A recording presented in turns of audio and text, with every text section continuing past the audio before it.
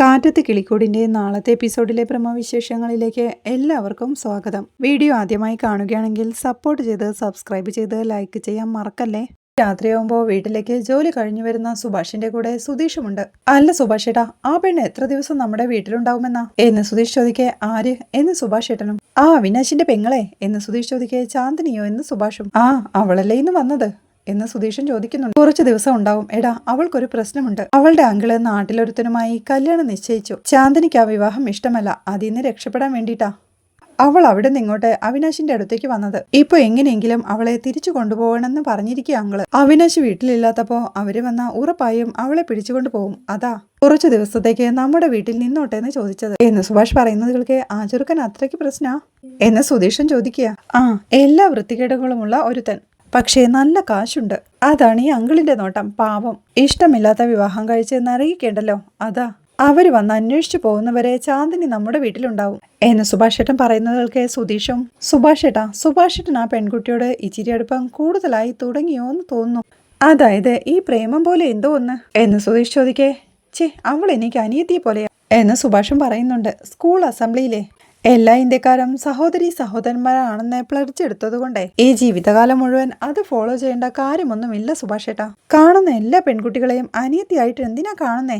ദേ, ഇപ്പൊ റോഡിലൂടെ സുന്ദരിയായ ഒരു പെൺകുട്ടി പോകുന്നു അങ്ങ് വിചാരിക്കേ. സുഭാഷേട്ടനൊന്നും നോക്കുക പോലും ചെയ്യില്ലേ എന്ന് സുധീഷ് ചോദിക്കേ. സാധാരണ നോക്കുന്നത് പോലെ നോക്കുമെന്ന് സുഭാഷും. അല്ലാതെ സൈറ്റ് അടിക്കലൊന്നും ഇല്ല എന്ന് സുധീഷ് ചോദിക്കേ.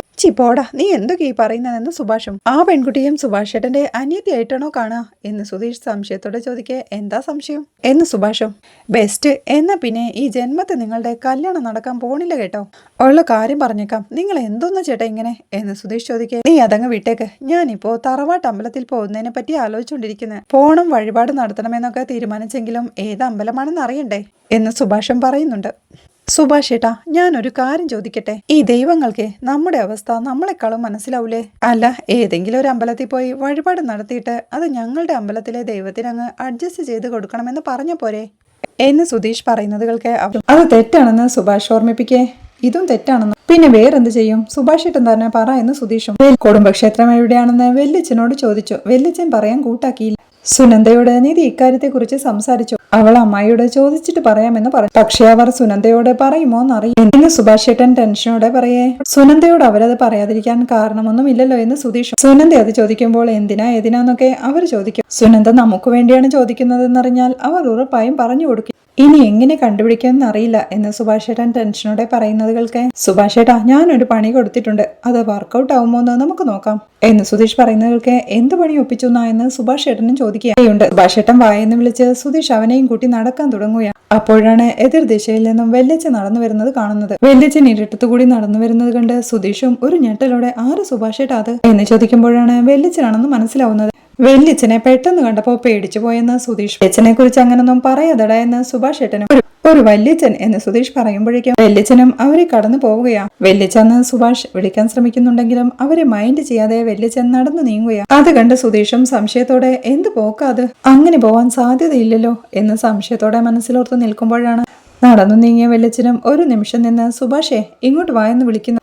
അതാ ഞാൻ നോക്കുന്നത്, വിളിച്ചല്ലോ എന്ന് സുധീഷ് സന്തോഷത്തോടെ മനസ്സിലോർക്കുമ്പോഴേക്കും പെട്ടെന്നുള്ള ആവേശത്തിൽ സുഭാഷ് സന്തോഷത്തോടുകൂടി സൈക്കിളും എടുത്തോടുമ്പോഴേക്കും സൈക്കിൾ വെല്ലിച്ചന്റെ കാലിൽ തട്ടുന്നുണ്ട്.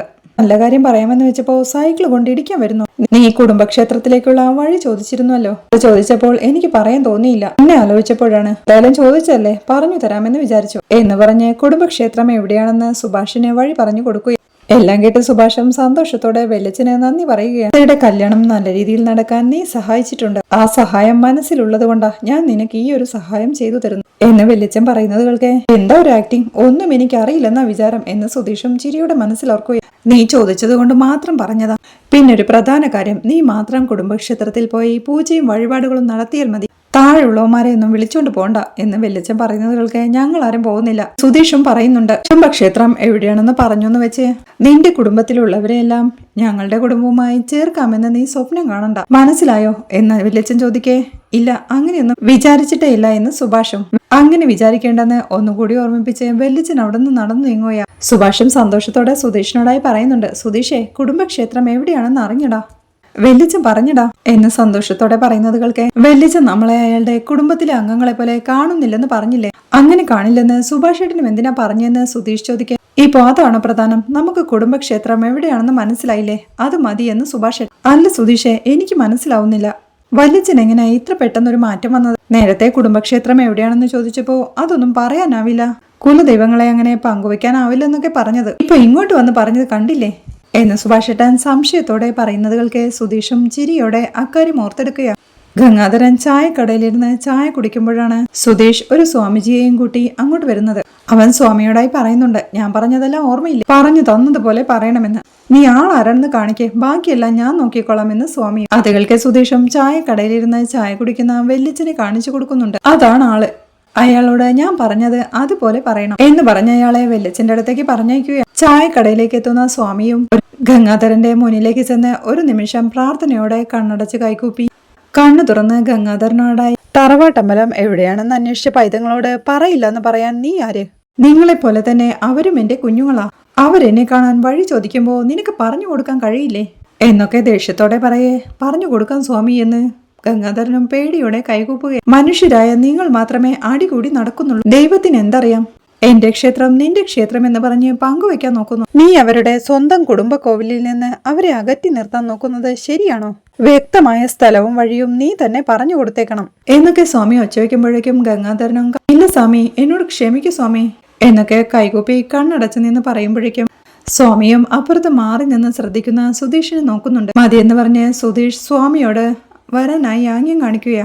സ്വാമി സുധീഷിന്റെ അരികിലേക്ക് ചെന്ന്, എങ്ങനെയുണ്ടായിരുന്നു എന്റെ ആക്ടിങ് എന്ന് ചോദിക്കെ സൂപ്പറായിട്ടുണ്ട് എന്ന് സ്വാമിജിയെ അഭിനന്ദിച്ച് അദ്ദേഹത്തിനുള്ള കാശ് കൊടുത്ത് പറഞ്ഞു വിടുകയാണ്. സുധീഷ് ചിരിയോടെ അതോർത്തു നിൽക്കെ, എന്താടാ സുധീഷ് ആലോചിച്ച് നിൽക്കുന്നതെന്ന് സുഭാഷ് ഏട്ടനും ചോദിക്കുന്നുണ്ട്. അതെ സുഭാഷ് ഏട്ടാ, സുഭാഷ് ഏട്ടൻ പറഞ്ഞതുപോലെ നമ്മുടെ കുടുംബ ദേവതകൾ വെല്ലിച്ചനെ കൊണ്ട് തോന്നിപ്പിച്ചതാകും എന്ന് പറയേ. അതെ, അതാവും ശരി, നമുക്ക് പെട്ടെന്ന് തന്നെ ക്ഷേത്രത്തിലേക്ക് പോകണമെന്ന് സുഭാഷ് ഏട്ടൻ പറയും. പോവാമെന്ന് സുധീഷും സമ്മതിക്കുക. അങ്ങനെ അവർ സന്തോഷത്തോടു കൂടി വീട്ടിലേക്ക് പോവുക. അങ്ങനെ വീട്ടിലെത്തിയ സുഭാഷ് ഈ സന്തോഷ വാർത്ത വീട്ടിലുള്ളവരെ അറിയിക്കുന്നുണ്ട്. കുടുംബക്ഷേത്രം എവിടെയാണെന്ന് വെല്ലിച്ചൻ പറഞ്ഞു തന്നെന്നും നാളെ തന്നെ നമുക്ക് കുടുംബക്ഷേത്രത്തിലേക്ക് പോയാലോ എന്നും നിധി ഓക്കെ ആണോ എന്നും സുഭാഷ് ഏട്ടൻ ചോദിക്കുക. താൻ ഓക്കെയാണെന്നും ലീവ് പറയാമെന്നും നിധി സമ്മതിക്കുക. സുധീഷും ഹരീഷും നികേഷും എല്ലാം പോവാമെന്ന് സമ്മതിക്കുന്നുണ്ട്. സുഭാഷും സന്തോഷത്തോടെ പറയുക, നടക്കുന്നതെല്ലാം ആശ്ചര്യമായി തോന്നുകയാ. കുടുംബക്ഷേത്രത്തിലേക്ക് പോകണമെന്ന് തോന്നി, പക്ഷേ കുടുംബക്ഷേത്രം എവിടെയാണെന്ന് നമുക്കറിയില്ലായിരുന്നു. രാവിലെ വെല്ലച്ചനെ കണ്ടപ്പോ ക്ഷേത്രം എവിടെയാണെന്ന് ചോദിച്ചതാ. പറഞ്ഞു തരില്ലെന്ന് പറഞ്ഞയാൾ തന്നെ അങ്ങോട്ടുള്ള വഴിയും പറഞ്ഞു തന്ന് പോയി വരാനായി പറഞ്ഞിരിക്കുന്നു. ഇങ്ങനെ ഇതെല്ലാം നടന്നുവെന്ന് എനിക്ക് വിശ്വസിക്കാനേ കഴിയുന്നില്ല. സുഭാഷേട്ടൻ പറയുന്നത് കേൾക്കാൻ നികേഷും പറയുന്നുണ്ട്. കുറച്ചു നാളായി സുഭാഷേട്ടനോട് വെല്ലിച്ചിന് ഇത്തിരി സ്നേഹം കൂടുന്നുണ്ടെന്ന്. അത് സുനന്ദയുമായുള്ള വിവാഹത്തിൽ നിന്ന് പിന്മാറിയതിലുള്ള സ്നേഹമാണ്. അന്ന് അതിൽ നിന്ന് പിന്മാറിയിരുന്നെങ്കിൽ ഈ സ്നേഹമൊന്നും കാണില്ലായിരുന്നുവെന്ന് ഹരീഷും ഓർമ്മിപ്പിക്കുന്നു. അങ്ങനെ ഹരീഷും സുധീഷും അങ്ങോട്ടും ഇങ്ങോട്ടും ഓരോന്ന് പറഞ്ഞ് വഴക്കിടാൻ തുടങ്ങുമ്പോഴേക്കും നിധിയും ദേഷ്യത്തോടെ അവരോട് നിർത്താനായി പറയുന്നുണ്ട്. ബഹളവും വഴക്കും കേട്ട് അച്ഛനും അങ്ങോട്ട് വന്ന്, എന്താടാ ഈ കാണിക്കുന്നത്? ഇന്ന് കഴിക്കാനൊന്നുമില്ലേ എന്ന് ചോദിക്കേ. ഞാൻ എടുത്തുകൊണ്ട് വരാമെന്ന് സുഭാഷ് പറയുന്നുണ്ടെങ്കിലും താൻ പോയി എടുത്തോളാം എന്ന് പറഞ്ഞ് അച്ഛൻ അടുക്കളയിലേക്ക് പോവുകയാണ്. പിന്നീട് അദ്ദേഹം ഒരു പ്ലേറ്റിൽ ചോറ് എടുത്തുകൊണ്ടുവന്ന് കഴിക്കാൻ തുടങ്ങുമ്പോഴേക്കും, അച്ഛാ, നമ്മുടെ കുടുംബക്ഷേത്രം എവിടെയാണെന്ന് മനസ്സിലായി എന്ന്. അത് തിരുവനന്തപുരത്ത് തന്നെയുള്ള പത്മനാഭപുരം കൊട്ടാരത്തിനടുത്തല്ലേ? അച്ഛൻ ചോദിക്കുന്നവൾക്ക് എല്ലാവരും അമ്പരപ്പോടെ മുഖത്തോട് മുഖം നോക്കുകയാ. അതിനിപ്പോ എന്ത് വേണം എന്നച്ഛൻ ചോദിക്കേ. അച്ഛന് നമ്മുടെ കുടുംബക്ഷേത്രം എവിടെയാണെന്ന് അറിയാമായിരുന്നോ എന്ന് സുഭാഷൻ ചോദിക്കേ. എന്ത് ചോദ്യാടാ ഇത്? ഒരാൾക്ക് അയാളുടെ കുടുംബക്ഷേത്രം അറിയാതിരിക്കുമോ എന്നച്ഛൻ ചോദിക്കേ. ഞങ്ങൾ നേരത്തെ ഇതേക്കുറിച്ച് ചോദിച്ചതല്ലേ, അപ്പോ അച്ഛൻ പറഞ്ഞില്ലല്ലോ എന്ന് നിധിയും. അപ്പോ പറയണമെന്ന് തോന്നിയില്ല, പറഞ്ഞില്ല എന്ന് അച്ഛനും. അത് കേട്ട് ദേഷ്യത്തോടെ സുധീഷ് അച്ഛനു നേരെ ചെല്ലുന്നുണ്ടെങ്കിലും നിധി അവനെ തടയുക. സുധീഷ് എന്താ ചെയ്യാൻ പോകുന്നത്? അത് വിട്ടേക്കെന്ന് നിധി പറയേ. സുധീഷും ദേഷ്യത്തോടെ അച്ഛനെ തന്നെ നോക്കി നിൽക്കും. വഴക്കിടരുന്ന് പറഞ്ഞിട്ടില്ലേ, കുറച്ചു നേരം ഒന്നും മിണ്ടാതിരിക്കേ എന്നവനെ വഴക്കു പറഞ്ഞ് അച്ഛനോട്, കുടുംബക്ഷേത്രം എവിടെയാണെന്ന് അറിയാമോ എന്ന് ഞങ്ങൾ എത്ര തവണ അച്ഛനോട് ചോദിച്ചു, അപ്പോ പറയാതിരുന്നത് എന്താന്ന് നിധി ചോദിക്കേ. അപ്പോ ഓർമ്മയില്ലായിരുന്നു, ഇപ്പൊ ഓർമ്മ വന്നു എന്ന് അച്ഛൻ. അതെങ്ങനെ ശരിയാവും? ജാതകത്തെക്കുറിച്ച് ചോദിച്ചപ്പോ ജാതകത്തെക്കുറിച്ചേ അറിയില്ലായിരുന്നു. ഞങ്ങളൊരു ജാതകം റെഡിയാക്കി കൊണ്ടുവന്നപ്പോ ഒറിജിനൽ ജാതകം എടുത്തു കൊടുത്തിരിക്കുന്നു. കുടുംബക്ഷേത്രം എവിടെയെന്ന് ചോദിച്ചപ്പോ അറിയില്ലെന്ന് പറഞ്ഞു. ഞങ്ങൾ കണ്ടുപിടിച്ചപ്പോ അതും ഓർമ്മ വന്നു. എങ്ങനെ ഓർമ്മ വന്നു എന്ന് ഹരീഷൻ ചോദിക്കുക. എന്റെ സ്വപ്നത്തിൽ കുടുംബക്ഷേത്രത്തിലെ പരദേവത വന്ന് ഓർമ്മിപ്പിച്ചു. അപ്പോഴാണ് എനിക്ക് ഓർമ്മ വന്നത്. അതിനിപ്പോ എന്താ എന്നച്ഛൻ ചോദിക്കുന്നതിൽക്ക് ദേഷ്യത്തോടെ സുധീഷും പറയുന്നുണ്ട്. ഇയാളെ കുടുംബക്ഷേത്രത്തിലേക്കൊന്നും കൊണ്ടുപോകണ്ട, നമുക്ക് മാത്രം പോയിട്ട് വരാമെന്ന്. സുധീഷെ, കുടുംബത്തിലുള്ളവരെല്ലാം ഒന്നിച്ചു പോകണമെന്നല്ലേ ജോത്സ്യൻ പറഞ്ഞത് എന്ന് സുഭാഷ് ഓർമ്മിപ്പിക്കെ. സുഭാഷേട്ടാ, ഇയാൾ അതിന് നമ്മുടെ കുടുംബത്തിലുള്ള ആളെ പോലെയാണോ പെരുമാറുന്നത്? ഇയാളൊന്നും വരേണ്ടെന്ന് നികേഷും ദേഷ്യത്തോടെ പറയുക. അത് പറയാൻ നീ ആരാടാ? ഞാൻ വരും. എന്റെ കുടുംബക്ഷേത്രത്തിൽ പോവാൻ എനിക്കും ആഗ്രഹമില്ലേ എന്ന് അച്ഛനും ചോദിക്കും. നിങ്ങളെ കൂടെ കൊണ്ടുപോവാൻ കഴിയില്ല എന്ന് ദേഷ്യത്തോടെ സുധീഷും പറയുന്നു. നീ കൂടെ കൊണ്ടുപോയില്ലെങ്കിൽ എന്താ? ബസ് ഇല്ലേ, ഞാൻ അതിൽ വരും. വരാൻ പാടില്ലെന്ന് നിങ്ങൾ എങ്ങനെ പറയും എന്ന് ചോദിച്ച് അച്ഛൻ അവിടെ നിന്ന് എഴുന്നേറ്റ് പോവുക. എങ്ങനെയെങ്കിലും പോയിക്കോ, ഞങ്ങൾക്ക് എന്തായെന്ന് സുധീഷും പെറുപിറുക്കുക. നിധിയും സുധീഷിനോടായി അത് വീട്ടേക്ക് സുധീഷേ, അച്ഛനും വരട്ടെ എന്ന് പറയേ സുഭാഷും ചോദിക്കുന്നുണ്ട്. നാളെ പോകാമെന്ന് തീരുമാനിച്ചു. എങ്ങനെ പോകുമെന്ന്? കാറിൽ പോകാൻ സുഭാഷ് ഏട്ടാ എന്ന് സുധീഷ് പറയുന്നത് കേട്ടുകൊണ്ട് കൈ കഴുകി വരികയായിരുന്ന അച്ഛനും, നിനക്കതിന് കാർ ഓടിക്കാൻ കഴിയോ? നിന്റെ ലൈസൻസ് പോലീസ് പിടിച്ചു വെച്ചിരിക്കുകയല്ലേ എന്ന് അച്ഛനും പരിഹസിക്കുന്നു. പോലീസ് പറഞ്ഞ 1 മാസത്തെ ടൈം തീർന്നു. ലൈസൻസ് വാങ്ങി വന്നു. നാളെ ഞാൻ കാർ ഓടിച്ചു തന്നെ പോകുമെന്ന് സുധീഷും പരിഹാസത്തോടെ പറയുക. സുഭാഷും സന്തോഷത്തോടെ പറയുന്നുണ്ട്. അതുകൊള്ളല്ല സുധീഷേ, കുടുംബക്ഷേത്രത്തിൽ പോകണമെന്ന് തീരുമാനിച്ചപ്പോ നിന്റെ ലൈസൻസ് കയ്യിൽ കിട്ടിയല്ലോ. അതുകൊണ്ടൊന്നുമല്ല സുഭാഷേട്ടാ, അവര് പറഞ്ഞ 1 മാസത്തെ കാലാവധി തീർന്നു.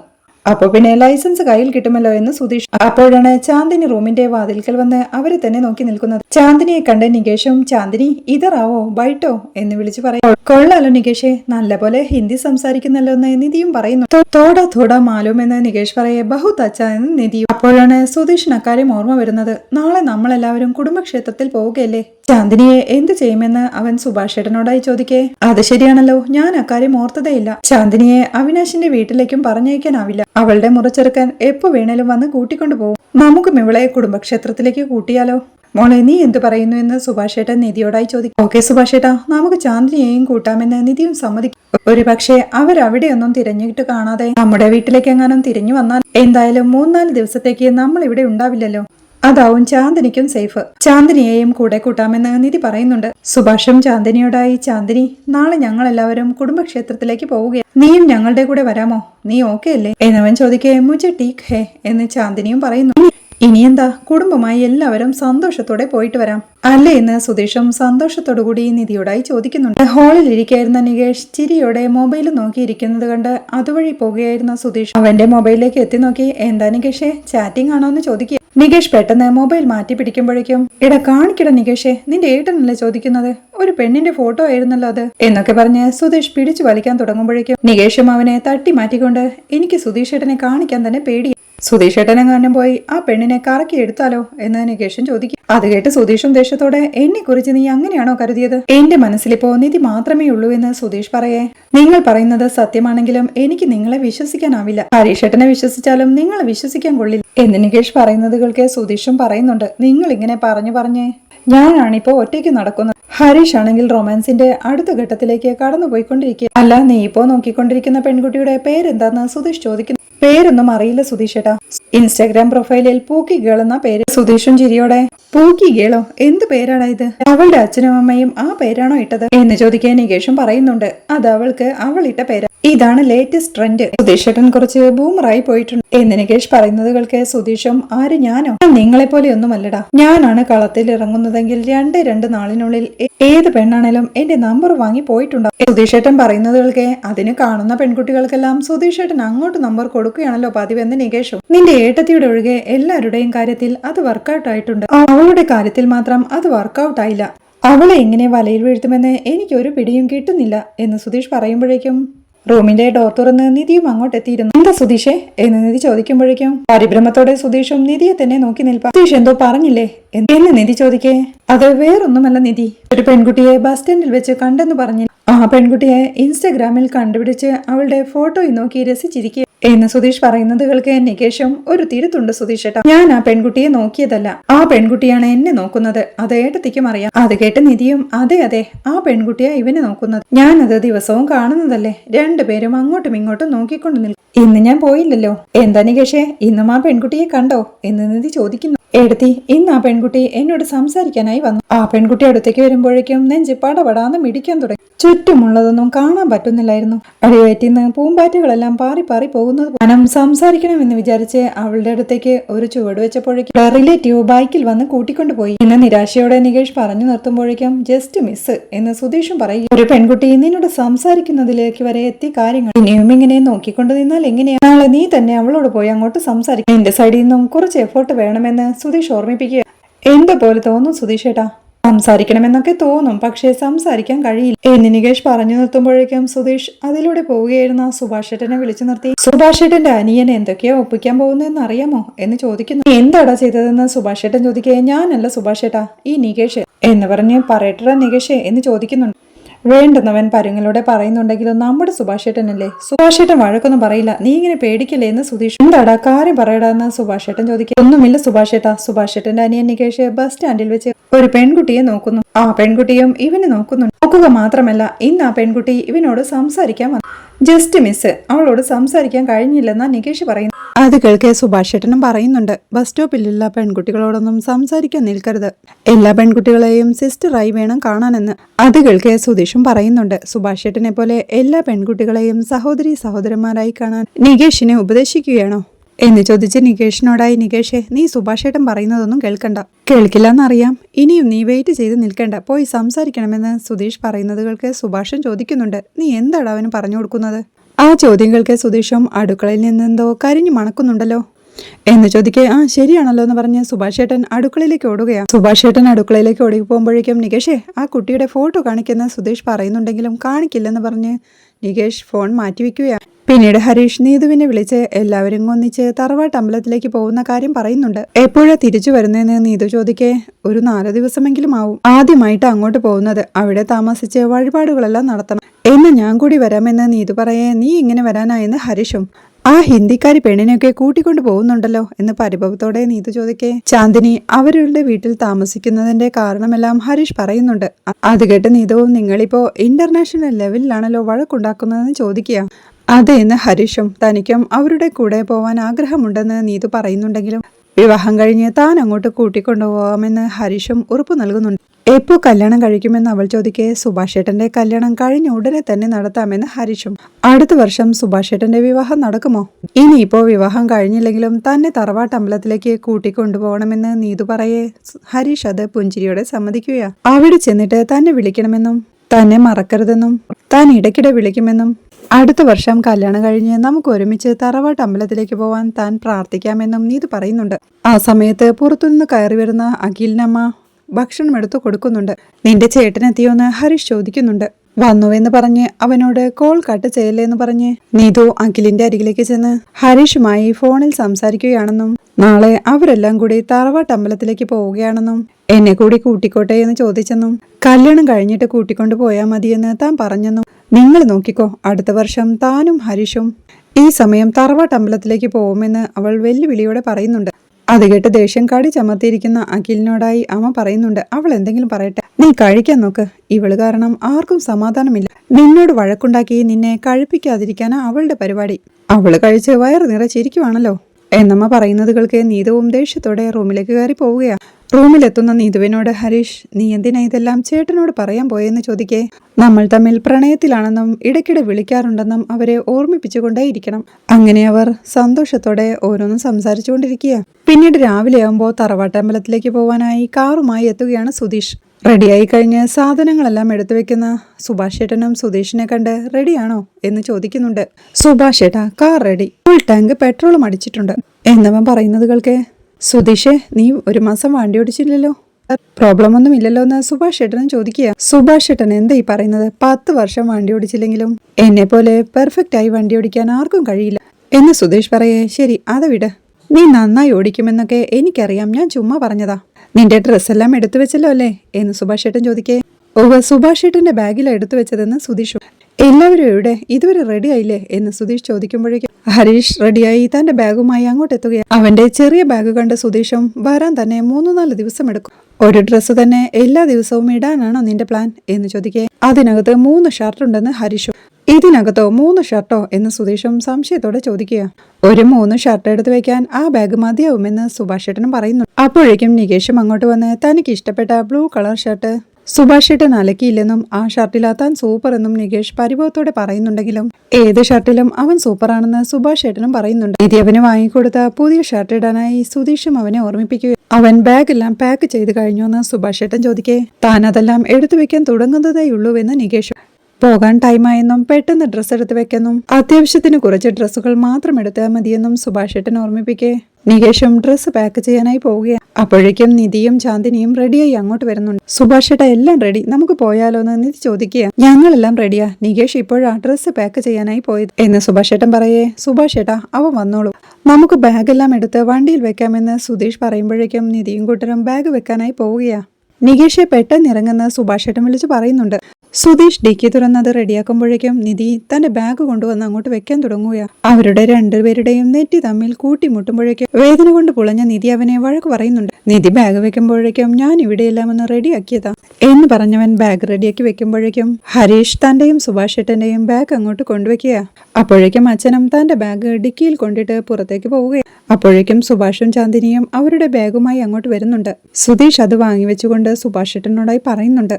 അച്ഛനെ കൂടെ കൊണ്ടുപോകണ്ടെന്ന് പറഞ്ഞതല്ലേ എന്ന്. നമ്മൾ തറവാട്ട് അമ്പലത്തിലേക്കല്ലേ പോകുന്നത്, അച്ഛനെ കൂട്ടാതെ എങ്ങനെ പോകുമെന്ന് സുഭാഷും. നമ്മൾ കൂടെ കൂട്ടിയില്ലെങ്കിലും അച്ഛൻ ബസ് പിടിച്ചു വരുമെന്ന് പറഞ്ഞതല്ലേ എന്ന് ഹരീഷും പറയുന്നുണ്ട്. ബസ്സിൽ എങ്ങാനും കയറി വരട്ടെ, അച്ഛനില്ലാതെ സമാധാനമായിട്ടൊന്ന് യാത്ര പോകാമെന്ന് വെച്ചതാ എന്ന് സുധീഷ് ദേഷ്യത്തോടെ പറയുന്നത് കേൾക്കെ നിധിയും ചോദിക്കുന്നുണ്ട്. അത് നിങ്ങളുടെ അച്ഛനല്ലേ, ഒന്ന് അഡ്ജസ്റ്റ് ചെയ്തൂടെ, അച്ഛൻ ഒരു പ്രശ്നവും ഉണ്ടാക്കില്ല, ഞാൻ നോക്കിക്കോളാമെന്ന്. നിധി ഇങ്ങനെ സപ്പോർട്ട് ചെയ്യും, അച്ഛന്റെ ശരിക്കുള്ള സ്വഭാവം അറിയാഞ്ഞിട്ടാണെന്ന് സുധീഷും ഓർമ്മിപ്പിക്കുകയാണ്. അപ്പോഴേക്കും വലിയൊരു ബാഗും താങ്ങി നികേഷും അങ്ങോട്ടെത്തുകയാ. 3-4 ദിവസത്തെ യാത്രയ്ക്ക് ഇത്രയും വലിയൊരു ബാഗ് എന്തിനാന്ന് നിധിയും അമ്പരപ്പോടെ ചോദിക്കുകയാ. തനിക്ക് നിറയെ ഫോട്ടോസും വീഡിയോസും എടുക്കണമെന്നും അതിനൊക്കെയുള്ള ഡ്രസ്സുകളാണെന്നും നികേഷും പറയുന്നുണ്ട്. അങ്ങനെ എല്ലാം കഴിഞ്ഞ് പോവാൻ റെഡിയായി നിൽക്കുമ്പോഴും അച്ഛനെ കാണുന്നില്ല. ഇയാൾ ഇതെവിടെ പോയതാ എന്ന് സുധീഷ് ദേഷ്യത്തോടെ പറയേ. അച്ഛൻ വന്നോളും, താൻ വീട് പൂട്ടിയിട്ട് വരാമെന്ന് പറഞ്ഞ് സുഭാഷ് വീട് പൂട്ടാനായി പോവുകയാണ്. ഇതിനിടയിൽ നികേഷ് എല്ലാവരും ഒരുമിച്ച് ഒരു സെൽഫി എടുക്കുന്നുണ്ട്. പൂട്ടി സുഭാഷ് എത്തുമ്പോഴേക്കും കയ്യിലൊരു കവറുമായി അച്ഛൻ അങ്ങോട്ട് വരികയാ. അച്ഛൻ സുധീഷിനോടായി പറയുന്നുണ്ട്, തറവാട്ട് അമ്പലത്തിലേക്ക് പോവുകയല്ലേ, ഒരു തേങ്ങയെല്ലാം ഉടച്ച് പൂജ ചെയ്തു വേണം പോവാനെന്ന്. അങ്ങനെ അവർ തേങ്ങയുടച്ച് പ്രാർത്ഥിച്ച് സന്തോഷത്തോടുകൂടി യാത്ര തുടങ്ങുകയാ. വീഡിയോ ഇഷ്ടമായാൽ സപ്പോർട്ട് ചെയ്ത് സബ്സ്ക്രൈബ് ചെയ്ത് ലൈക്ക് ചെയ്യാൻ മറക്കല്ലേ.